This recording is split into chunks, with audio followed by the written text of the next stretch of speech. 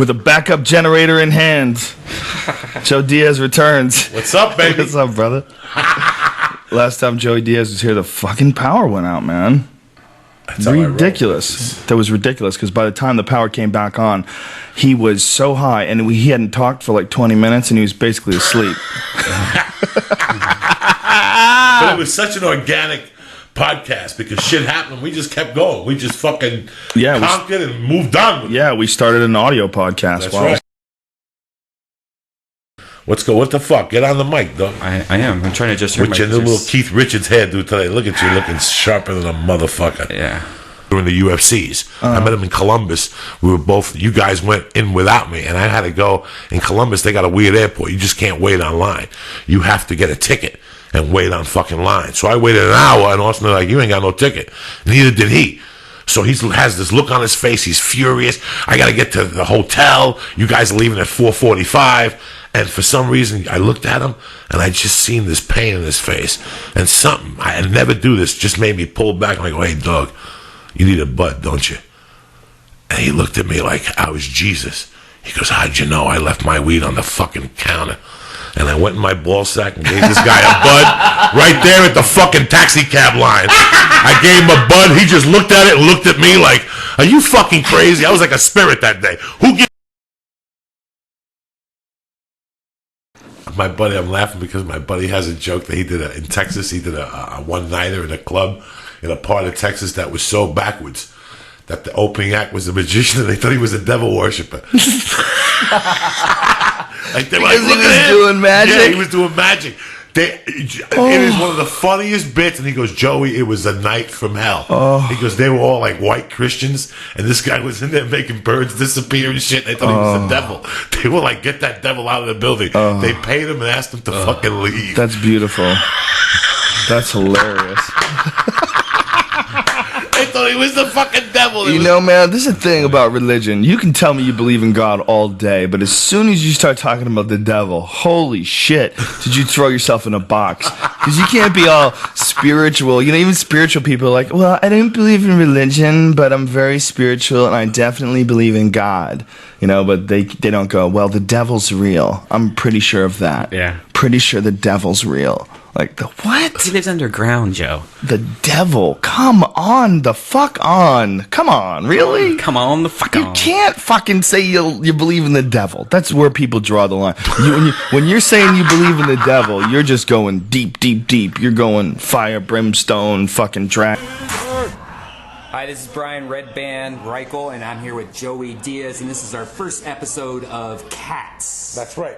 For all you cat enthusiasts out there and people who like cats as much as we do. I mean, we like dogs too and parrots and turtles and shit, but our main influence is fucking cats. Me and Brian can smoke dope and talk about cats for days. You understand?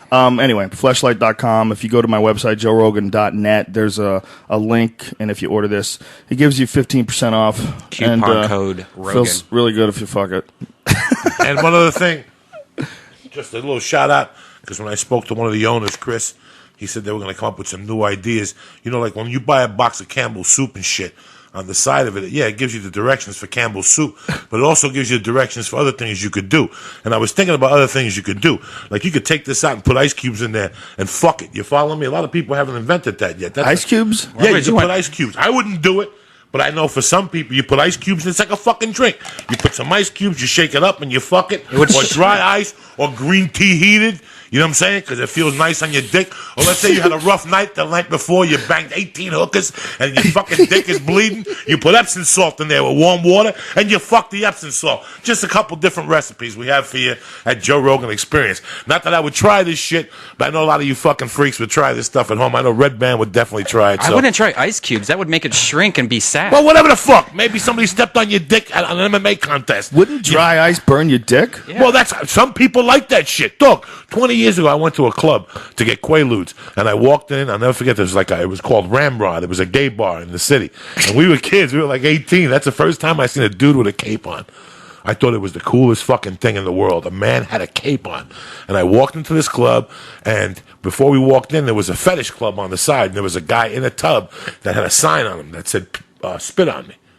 That was his fetish, for people to spit on him. Wow. So here's the beauty. I'm standing there, your jaw's going, you're drinking, you had to pee. And all of a sudden I see 20 guys standing on line for the fucking bathroom. And I asked one, I go, listen, why don't you just ask the guy in the tub if we could pee on him? So I walked over to the guy. I go, can I ask you a question? Do you mind if we pee on you? The guys go, right ahead. There was a point in the night I looked at him. He had a circle of guys. Just, those guys that don't want to wait online? Like, fuck it, just pee on him. When I left, the guy had 3 inches of pee in the fucking tub. The sign was all fucking melted. Like the black ink had been melted. What? It was, this guy wanted people to spit on him. We ended up pissing on him. And I pissed on him. I'm guilty of it. I don't give a fuck. He didn't suck my dick or nothing. I would piss on anybody. I don't give a fuck. He seems like the luckiest man alive. Oh, please. But that's a crazy ass fetish. But you never know. Some people's chicken is another man's gumbo. You know what I'm saying? I don't like pissing on myself. But this guy wanted you to piss and spit on him. So wow. What is that? That's crazy shit. That's crazy shit. That when I was in Seattle on Wednesday nights at the comedy club, they had a fetish club afterward. And there's a couple times I stayed. People are fucking crazy. It ain't my bag of tricks. But people are crazy. They put like clips on their nipples and all that. I'm not into that fucking shit, but some people are.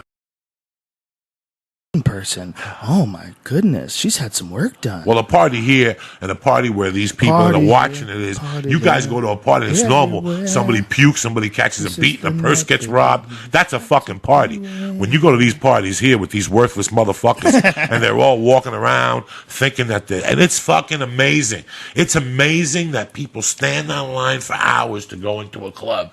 These are the things that take me and I get baffled by it. Like, I wouldn't wait fucking 10 minutes to eat dinner. Never mind stand there to get in a fucking club. By the time I'm standing there, the acid kicked in. I wouldn't waste my fucking time. If I'm not walking in, I don't want to be there, man.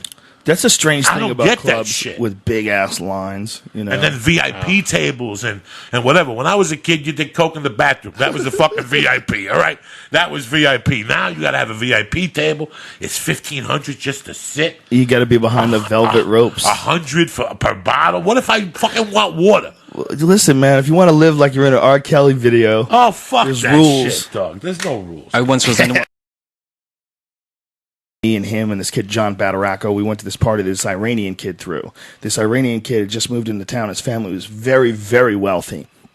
And he just wanted to make some friends. So he decided he was going to throw a party because his parents weren't home. Well, this kid was like 14, 15 years old or something. So he throws this fucking party and has just like 5 different high schools there. Like the entire class, like seniors, juniors, everyone's underage, everyone's drinking. Wow. The place is mobbed, and people are stealing shit left and right. All right, so this place is flooded with horny, drunk teenagers, and it's a mansion. It's a mansion in like this incredible old Boston neighborhood with this giant lawn. I mean, it is a huge fucking place. And right in the middle of this party, these kids are drunk, and one chick says something fucked up to some dude, and the dude says something fucked up to her. I don't remember what the words were, but I remember something she did to him. She either smacked him or she threw a drink in his face. I've forgotten, because the right hand that he hit her with is embedded in my brain. There's no room for anything else. This dude knew how to punch, and whatever she did to him, I think she hit him, maybe she hit him, he fucking uncorked one on her face. I've never seen a dude knock a chick out like this before. He knocked the chick out like she was a dude. Boom! Just connected on her face with like this perfect punch. And her arms went out. Her body dropped. She went totally unconscious. This dude caught her as she went unconscious. And then it was on. It was just on. It was, tables were flying, glass was breaking, people were diving onto piles of people, and it was like a fucking movie. I was like covering my ears and sneaking my way through the house. Bro, it was brawls everywhere you looked. It's like that one punch lit a fire that these kids were just looking for a reason to fight. And people started screaming at people and then piling on top of people, and girls were fucking hitting people with their shoes, and people were diving off piles and diving on other piles. That's a fucking party, Jack. Woo! I got outside. My friends were all cut up and shit. They're like, let's get the fuck out of here. Like, they had just gotten through a pile. Wow. Like dudes were just piling onto each other. Dudes were just fighting. It became like they got infected with that rage shit from 28 Days Later. Wow. Once you go to a party like that, it's tough to stand online for a fucking hour. You Dudes just stealing VCRs and jewelry. Crazy, we saw people walking out with shit. We saw them walking out with shit. They just robbed this dude's house. Fucking crazy. He knew nobody. He just moved there. It was nuts. Wow. It was nuts. And I'm just thankful that nobody fucking jumped on me. That's all it was. I mean, easily I could have been at the bottom of one of those piles. There was no logic to those piles. Those piles were just wild chimp, add alcohol. Who's this fucking prick? This fucking prick from Newton North thinks he's gonna come down here. We run shit here. You know what the scariest thing about that whole thing is? 0 cell phones. So that was like no. Those were the good days. When you had 10 minutes to get in your fucking car and leave, and nobody took a picture of your license plate. Right. You know, you could hit somebody with a chair. You had 8 on to him for dear life. And Some people with their kids, it's just like having a pit bull that gets to leave the house and go wherever the fuck it wants. Right. You know, with some people, you know, there's some people that have some crazy fucking kids.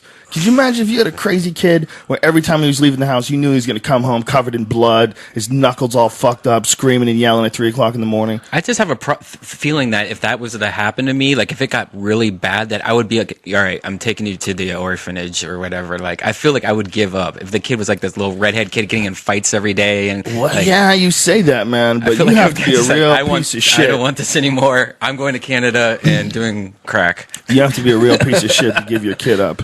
People don't give their kids up. They keep trying. But that's what I'm scared of. I feel like I would do that. That's excitement. Your kid fucking getting in trouble. What? That's excitement. Your kid having some fucking drama. What kind of? Let me ask you something. You want a half a fag fucking kid? Is that what you want? You want your kid to really? You want your kid to have some fucking opinion, even at an early age, and for him to have some opinion. There's going to be some problem somewhere along the line, guy. Yeah, that's true. You had your own fucking opinions at 8 and 9. I know you, and so I don't know about fucking you, but I know I did. I told people what the fuck was on my mind. I know you did. You grew up by yourself.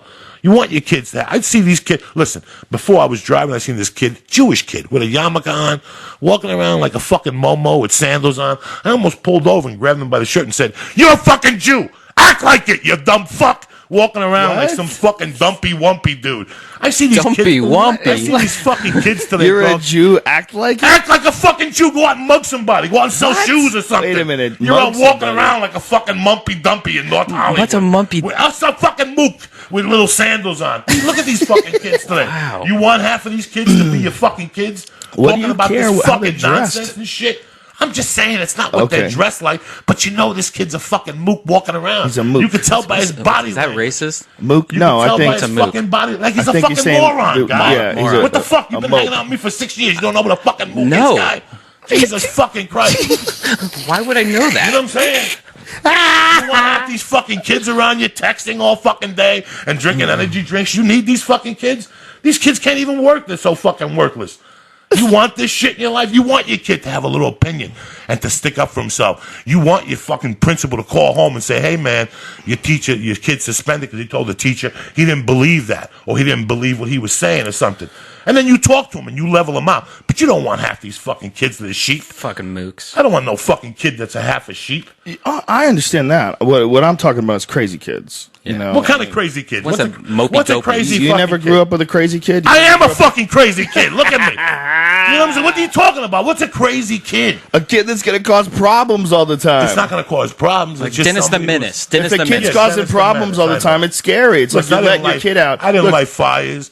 I didn't do nothing like that. I didn't mug other kids or rape little fucking girls. I was a fucking kid that liked to have a good time. Yeah, me too. I was an idiot. I was an idiot when I was a kid. Why were you an idiot? Oh, I used to drive too fast. I had always had hot rods. I